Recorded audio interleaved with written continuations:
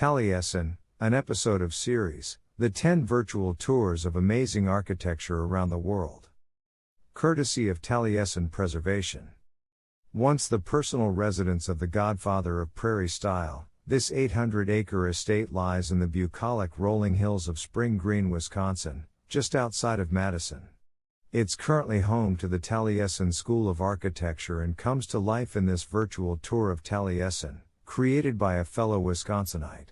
Paired with light classical music in the background, the narrator beings with the macro, why Frank Lloyd Wright's elders settled in the Driftless Region, before diving into the micro, showcasing interior spaces, from the geometric patterned area rug and barrel chairs in the formal living room to the blue chaise cushions and Chinese art in the loggia, or second-floor patio, that Wright worked on between 1911 and his death in 1959.